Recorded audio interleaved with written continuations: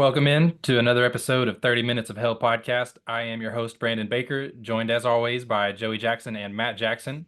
We're brought to you by the Field of 68 Podcast Network. You can find us on YouTube, Twitter, Apple Podcasts, wherever you get your podcasts under 30 Minutes of Hell. And we appreciate you guys taking some time to listen to us talk about some Arkansas basketball. Unfortunately, today is not a super positive day about Arkansas basketball. The Hogs suffered the biggest home loss in Bud Walton Arena history on Saturday, getting 30-pieced by Auburn. It was just a poor effort all around from everyone, especially in the second half. I thought that Arkansas held their own pretty well, had a pretty good game going for about the first 15, 16 minutes. Then Auburn started to pull away just a little bit before halftime, and then it just fell off a cliff after halftime. And it wasn't like they were just shooting good or we were just having bad defensive breakdowns. It was just a lack of everything. It felt like the Hogs just kind of gave up at some point in the game, and you never want to see that.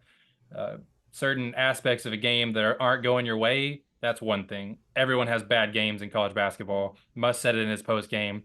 Everyone has stinkers, but this is not just a bad game. They just gave up on it at some point, and that is very uncharacteristic of Musselman teams. Even in losses in the past, Muss has always had teams that play hard to the final whistle, always have tremendous effort and energy, especially intensity on the defensive side of the ball, and that's just some things that we haven't seen all year. We've been talking about it all year, but it was on full display in this game. And so I'll throw it over to you guys. Joey, what are your thoughts on this game? How devastating is it for Arkansas, man? What is going on? Yeah, Brandon, I could sit here and I could rant about how our defense is lazy, our perimeter, paint, pick and roll, transition, our defense is horrid. I could sit here and rant about that. I could rant about how we only shot 15 free throws when we're averaging 28 a game. I could complain about how we got out rebounded by 14 boards. But, when it comes down to it, it's a lack of effort. Minifield even said it in his post-game presser that they just quit. And we can't have that, even if this team is a tournament team, which I'm sure we'll get into later, even if we find a way to get into the big games, it we're not just playing to make the tournament anymore. We're a program that has shown consistency over the last couple of years. We've made three consecutive Sweet 16s. Am I wrong? We're not. We shouldn't just be shooting for that mark anymore. We should be shooting for championships. And this is not a championship team. No matter what way you cut it, it's not. The effort doesn't show it, and effort isn't something that's coached. I'm at a loss for what to expect in the rest of the season. We had such high hopes for this team. Arkansas as a whole had high hopes for the Razorback team this year, and I'm just effort is something that can't be taught. And if we're not having it 14 games in, then what's going to happen in the rest of the season? I'm at a loss for everything. The worst part about the lack of effort is I feel there are guys on our bench that will give you that effort. There are guys that want to be there, and we're not seeing playing time from them. That's one of the most aggravating things I've seen. I'm a big Layden Blocker guy. I want to see Layden Blocker play. And he's one of our best energy guys. Him and Minifield together in the backcourt. I mean, come on. Come on. That's what we need to see. And we're not getting that. I feel Muss has had a lot of trouble finding a lineup that works. And I was shocked to see Devo come off the bench because I thought that he was kind of just, coach's pet, had to be there. But my goodness, I kind of wish he would have stayed on the bench a little bit. And Devo has a lot of love from me being an Arkansas fan, from everybody in Arkansas. But there has to be a point in time where we got to realize maybe we need to see a little less of Devo in certain games. And Matt, let me jump in on that because I completely and totally agree with you. Devo has been a great player for the Razorbacks. He's not been it this year. We've seen a couple games where he's had a solid game. not dissing on Devo or anything, but he's not the defender that everyone had hoped he would be this season. I'll leave it at that. He was minus 22 in the game on his plus minus score in against Auburn, and every time I watch him on defense, I have not been impressed this season. But I completely agree. I think it may be time to move in a different direction, maybe away from those thoughts. Yeah, and it's not just a Devo thing. It is a Mekhi Mitchell thing. It is a Jalen Graham thing. It is a Lawson thing. It is a Brazil thing. I mean, there are just a bunch of guys, a bunch of stars. They're supposed to be our leaders, not having any effort whatsoever. And so, I mean, like our high school coach used to do, 1, 2, 3, 4, 5, get in there. Let another 5 play if they're not getting out there and playing well. But I then mean, Matt, it comes to the point of what do you prefer more, effort or talent? Because the talent is there for this team. You know, like then how show can you me. choose? Then show I me. know, I know. I'm on your side. I'm not arguing with you here. I'm just saying, how do you say, okay, let's get 5 guys in that have more effort, but they don't have an ounce of the talent that our other 5 have. We just, like you mentioned, we do not have a leader on this team. We don't have anyone who will step up and be the leader, and it's sad with the amount of I talent. mean, I am just tired of seeing people walk back on transition. I'm tired of seeing people jack up threes only, not trying to pass the ball, move the ball, get in the paint. And the people that we have seen do that are not playing in the game. Where's Davenport? Where's Blocker? I mean, we need that, but I'm off my soapbox. Matt, I thought it was interesting too. I know that you were just naming a couple players because it's kind of been everybody that has been kind of a lack of effort, but you kind of listed off a big part of our center and forward rotation there with Mekhi Mitchell, Trevor Brazil, Jalen Graham, Chandler Lawson. Those are the guys you mentioned, and I know that you had more in mind. But coming into this season, I had concerns about our interior defense, about our interior in general. I like who Mekhi Mitchell is as a player. I think he's very high IQ and can pass very well. He did have a foot injury this summer that I thought might limit him in terms of like stamina and athletic ability. We haven't seen it as much, but there were times in this game where he was just letting dudes run by him in transition, not even Hmm. trying to hustle back and stay up with him and contest layups on the fast break.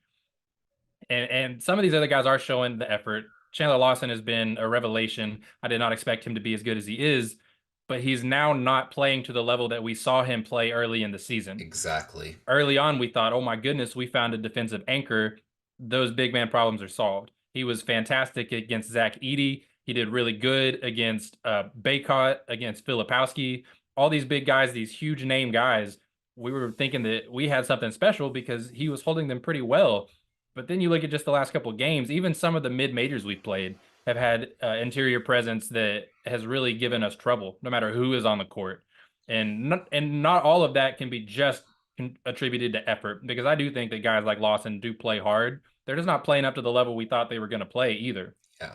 And so when you combine the two, when you have like kind of like Joey was saying, when you have to combine or when you have to choose between the guy that's playing harder or the guy that's more talented and gives you more versatility on the court, it's hard to make that decision between the two, and it's not a decision you should have to make, especially at this point in their careers, but also at this point in the Right. season.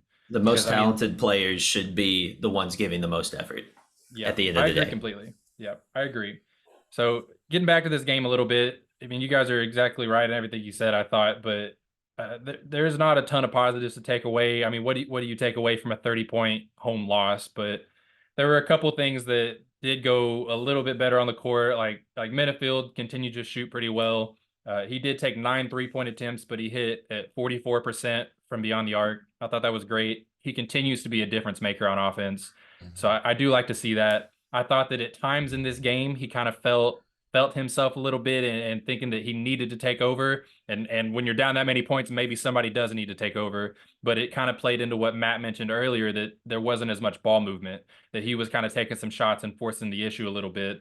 And coming off of a big 30-point game, the team is losing. Somebody's got to, take control. So I get it. Yeah. But Musselman did talk about in his post game that there was only 165 passes in this game, and their team mark is 200. And Muss thought he didn't have the numbers in front of him, but he said that it was probably a low for him at Arkansas, that 165 passes. So just not a great showing on either end of the court, really. Trevor Brazil had 11-7, pretty good game. He showed a little bit of the aggression that we saw in the last game, where he's trying to take guys off the bounce a little bit, get into his shot a little bit more. I still want to see more of it. There's still a lot left on the table when it comes to Brazil, but I like to see that he's gaining a little bit of confidence in himself to create some of those shots. So that was one little positive I kind of take away from this game. And then the last thing I wanted to mention is that Jalen Graham is continuing to be a pretty good rebounder in his last few games. That has been a very a vocal point from Musselman, stressing what Graham needs to do better to stay on the court, because we see how good he is offensively, and he just needs to be more consistent as a rebounder and as a defender, and just more aggressive overall when the ball is not in his hands. And so in this game, he had 6 total rebounds, but like 3 or 4 of them were offensive in one possession when he just couldn't get the ball to go through the hoop. He kept getting his own rebound over and over again, but that's still an effort play. I mean, he got like 3 offensive rebounds on one play, so still something that we should commend him for. He can be very frustrating to watch as a fan sometimes, but I do hope that he continues to show consistency in some of these areas, because he is a very talented scorer. He does help the team if he can be a net neutral or net positive aspect outside of just scoring. So that's still a good thing to take away from this game. Hopefully he can continue that trend. But other than that, Brandon, it's almost like, which we may have talked about this before, it's almost like Musselman went out this year and got all these offensive guys and said forget about defense, like he's had a focus on in the past. Because I mean, we've got all these guys who are terrific scorers, or can be. I mean, Battle, Graham, Mark. We've got the offense. We're just, our defense is so incredibly bad. It's comedic at this point. Yeah. I do like seeing, going back to a positive, I like seeing Brazil at the top of the key, getting the ball and taking it in.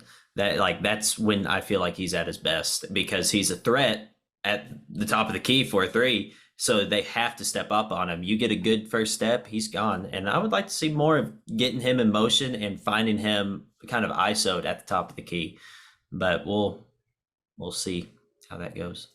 I will say we saw a couple good offensive sets run, a couple plays that led to some buckets that Matt, I know you mentioned earlier in the season you'd like to see more sets, and yeah, I thought that there were a couple that were ran very well. Yep.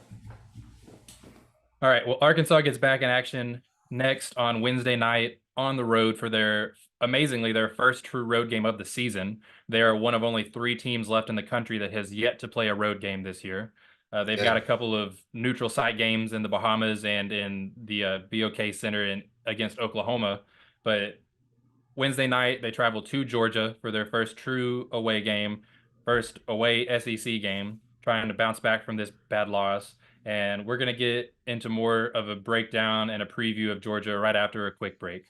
As you guys know by now, we've partnered with BetMGM Sportsbook for this college basketball season. We're going to be using BetMGM lines to make all of our picks and predictions throughout the college basketball season. And we are going to have special offers for you, the listeners and the viewers on the Field of 68, each and every week during the season. If you haven't signed up with BetMGM yet, use the bonus code FIELD1500 and you will get up to a $1,500 first bet offer on your first wager on BetMGM Sportsbook. Here's what you got to do. Download the BetMGM app. Sign up using the bonus code FIELD1500. Deposit at least $10 and place your first wager on any game. You will receive up to $1,500 in bonus bets if that bet loses. Just make sure you use the bonus code FIELD1500 when you sign up.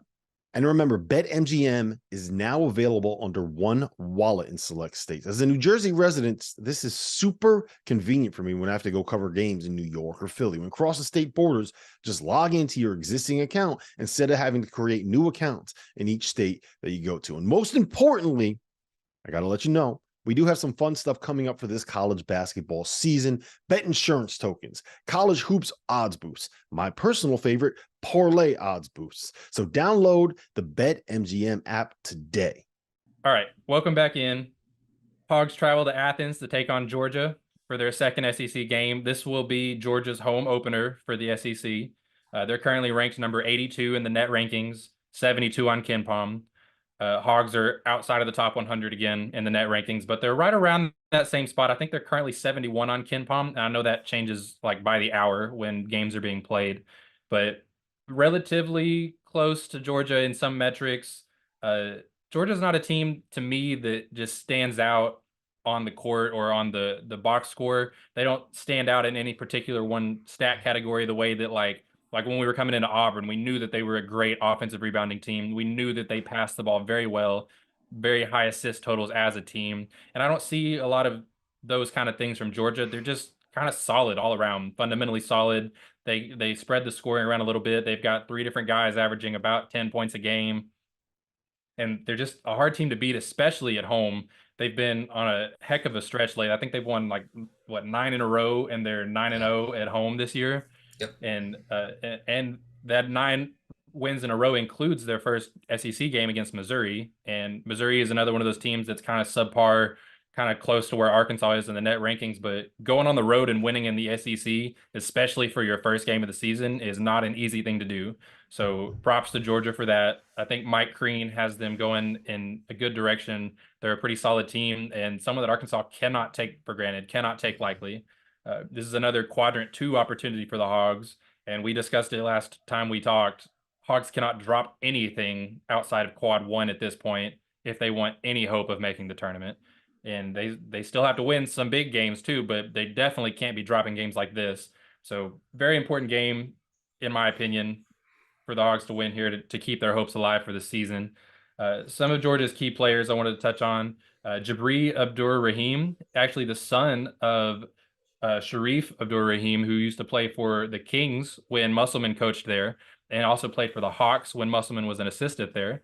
He is currently averaging 12.9 points per game for this Georgia team, leading them in scoring, averaging a career high 3.5 rebounds a game, shooting over 43% from downtown. That's a huge key that the Hogs are going to have to pay attention to. And Noah Thomason also averaging over 12 points a game, also shooting 37% from downtown. Those two guys are the leaders of this team offensively, really all around, but they're both very good shooters, have to know where they are at all times, cannot let them get going and get hot, or this could turn into another ugly game if Arkansas loses track of them on the perimeter. And then one other name of note I wanted to throw out there was RJ Melendez, also averaging right around 10, little under 10 points a game. Name might be a little bit familiar. He actually scored 10 points against Arkansas in round 1 of the NCAA tournament last year for the Illinois Illini. So that'll be interesting for us to get to game plan against him again, someone he's already seen and shot 50%, 10 points against the Hogs last year. I guess a pretty good defensive Hog team last year. That team struggled offensively a little bit, but they're far better than this one defensively. So just the name I wanted to throw out there. What do you guys see out of this Georgia team? What are you looking for from Arkansas in this game? Yeah, with these players that are high volume, high percentage 3-point shooters, we definitely need to be reactive on defense. I know I continuously harp on our Razorback defense, but we just get caught not rotating or rotating late, and we miss backdoor cuts, we miss off-ball screens, and it in turn leaves guys open for threes, open for layups, and we just got to be a little more reactive on the defensive side of the court. Any decent passing team is going to eat us alive because we're not being reactive right now. So really want to see us come out good defensively and really moving before the ball hits a player's hands. I think someone that we really need to watch is Chiwa. You may have mentioned Brandon. He's their starting center, a true 7-footer. He had 18 and 11 against Mizzou, including 4 offensive rebounds. So big body down low. Definitely need to keep him off the glass. And I think he's a decent free throw shooter too. I think he hit 8 for 9 in their game against Mizzou from the line. So went 5 for 5 from the field. So definitely want to watch him coming off of a big game against Mizzou last week. I just want to see effort and discipline. I just want to see them come out and have some discipline defensively, offensively, everywhere. One of my favorite quotes that I've ever heard is from Mike Tyson, and he says, "Discipline is doing something you hate like you love it." Some of these guys look like they hate basketball, to be honest. They don't look like they want to be there. So play the game, even if you're not having a great game. You can't stand playing this game. Come out and play it like you love it, because it's your livelihood right now. And I just want to see them play like they love the game, make us proud, and just have some effort. I can go on and on about things I want to see, but that is going to be the game changer, is effort and discipline. So that's all I have on what I want to see from Arkansas against Georgia. And Georgia's well-rounded.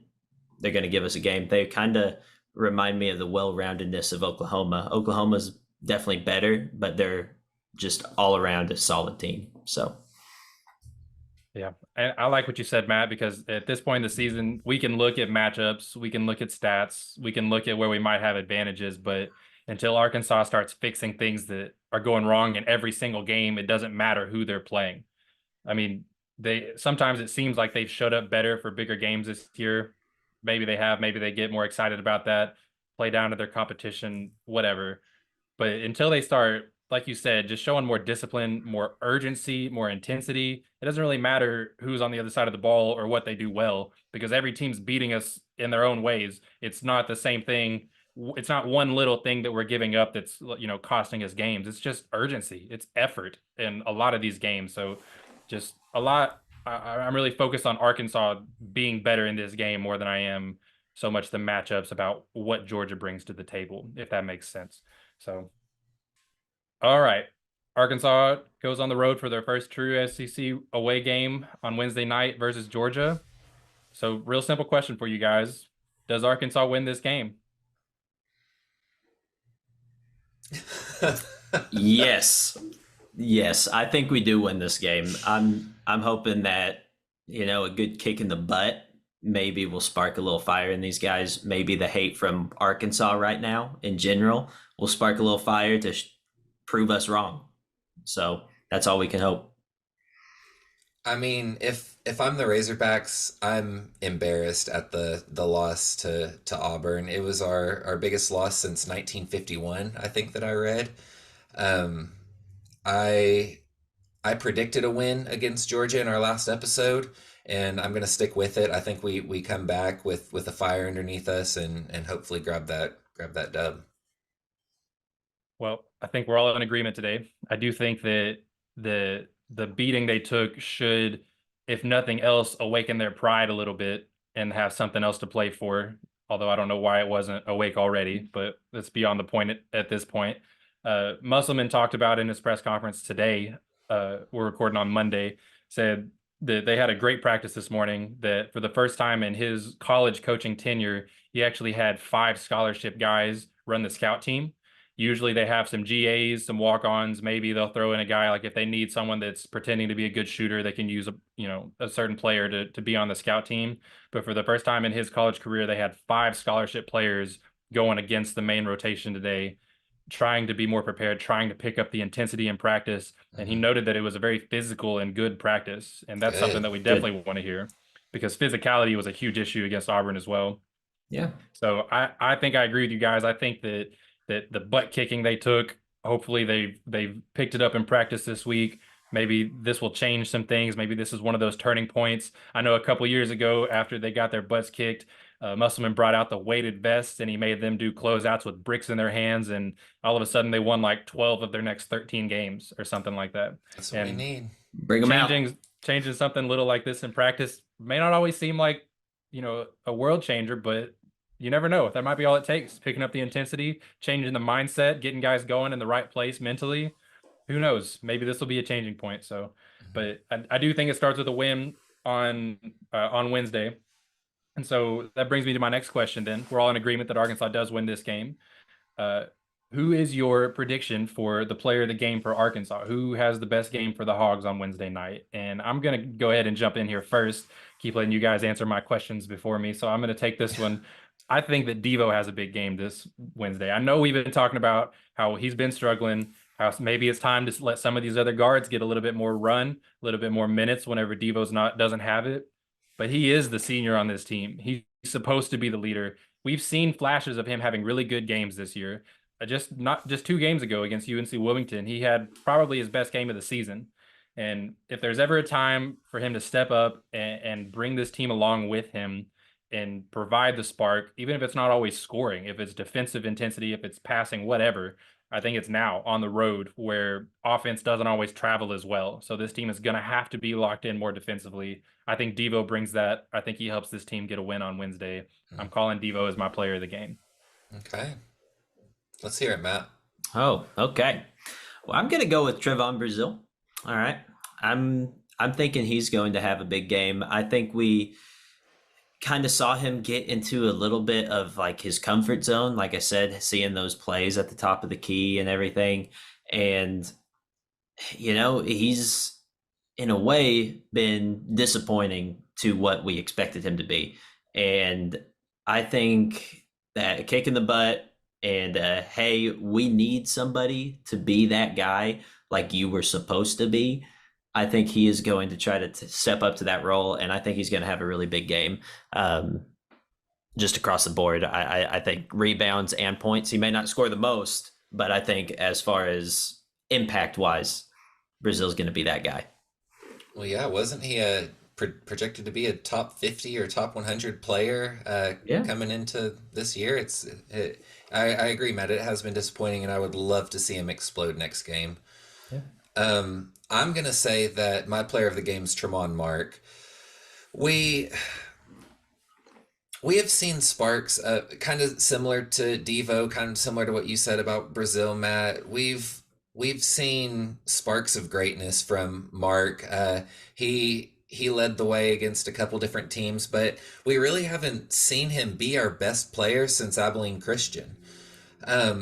I think he's due for a big one. I like his matchup. I think that he'll be able to light up the court if he can provide the effort that we unfortunately didn't see at all last game. I'm not sure if this is just me wishing for him to be our leader, our guy. We talked about it earlier in the season how we expected him to be our leader. So I'm hoping I'm not just riding that wave and still in hope that he is, but really wanting him to pull it together and give us a show in this next game. Yeah. All right. I like those picks. I like it. Somebody's got to step up and get the job done. They need a big win on Wednesday. And going beyond that, they need a big win next Saturday, too, when they go on the road at Florida. It's a back-to-back road games. And Musselman has talked about this is the first time ever, another first in his college coaching career. The Hogs are actually staying on the road for this road game because the U of A is not back in school yet. So they're going to Georgia, playing Wednesday night, staying on the road and playing at Florida Saturday before coming home. So that's not something that you ever really see with college teams outside of like tournament play, like when you go to the Bahamas. So just real quick, give me one word answer here. What is the Hogs record on this 2-game road trip on Wednesday and Saturday against Georgia and then against Florida? Matt, I'll start with you. 1-1. I think we lose to Florida. All right, Joey. 1-1 with a loss to Florida. We have to win at least one to be hopeful. Yeah, I agree that 1 is probably the minimum. I think they get them both. I think they go 2-0 on the road and give us some more hope. Maybe turn things around a little bit. I know that's probably really optimistic after what we just watched on Saturday. Very bold. Not natural for Brandon. I'm concerned about his health now. Yeah, no doubt. But that brings me to my one final question, and just another. We've been talking about it a lot, so we'll keep it brief discussion. But how are we feeling? Especially, we're talking about they need at least one win here on the road in this road trip to stay at least alive in their season, to at least survive and have hope. I said before SEC play started that they needed to win about 3 or 4 of their quadrant 1 games and go essentially undefeated everywhere else. And that includes both of these away games. Neither of them are Florida is a quadrant 1 game on the road. That's right. So definitely need to win this Georgia game, but they still need to pick up, I think, at least 3, preferably 4 Q1 wins before SEC play ends to really have a good shot at the tournament. And that includes winning all of their non-Q1 games. So how are you feeling about potentially still making the NCAA tournament? Are you just dead in the water? Do you think that it's still on the table but not looking great? Where are you at right now, Joey? No, I think I still have hope that we'll get a bid. I I am not completely dead inside about them. I think that the Auburn game wasn't necessarily a fluke, but I don't see us getting 30 pieced in many more games, if any. So I'm still hopeful. Well, at the earlier in the season, I'm pretty sure I said no tournament, and I'm going to stick with that. I don't think we make it. I feel like we've dug ourselves such a deep hole that, you know, even though we will probably play these games close, and give a good fight, it's hard to win that many. It is hard, especially Right? when you've already lost so many. I'm just not very hopeful that we make the tournament. Maybe we can pull together a good run and make it entertaining the rest of the season, but it's going to be tough to get in the tournament right now. Yeah, I think you're both right on the fence of it. I think we're right on the border of being possible still. And it's going to take a lot. They're going to have to win a lot of big games. I saw a tweet earlier today by an account called Made for March, and it was teams with the lowest net rankings on January 8th to ever get an at-large bid for the NCAA tournament, meaning they made it in without having to win their conference tournament. And the lowest team that ever did it was in 2022. Rutgers was ranked 116th on January 8th, and they made it in. The second lowest team was 2022 Arkansas when they were ranked 93rd. But that was the team that rattled off, I think it was like 14 out of 15 in SEC play. And so that's a tough task to repeat, especially the way that this team has been struggling, being so uncharacteristic of anything we've seen before from a Musselman team. If it was offensive struggles, but they were still locking teams down, and we're closing out games where it's 61-58, it's a different thing. But when we're allowing a team to score 80 and we're still in that 50 zone, it's a Yeah. problem. Yep. Yep. But this team Arkansas currently ranks 105 in the net ranking. So if they do make it as an at-large bid, they would become the second lowest seed ever on January 8th to then make the tournament. So again, a tall task, but the proof is right there that Musselman has done it before. So I know you can't guarantee anything based on previous seasons, but if there's someone that can turn it around and figure it out, he's still got time to do it. So they're not dead in the water yet, like Joey said, but it does look bleak right now with how things are sitting and how many just how many games they're going to have to win to get there. So not overly hopeful, but not out of it yet, I guess is the best way to put it. Yeah. So, but that's all we got for today. We appreciate you guys joining us, listening to some Arkansas basketball talk. Reminder that we are brought to you by the Field of 68 Podcast Network. You can find us on YouTube, Twitter, wherever you get your podcasts under 30 Minutes of Hell podcast. I've been your host, Brandon Baker, joined as always by Joey Jackson and Matt Jackson. You can find us on Twitter as well. And as always, whoop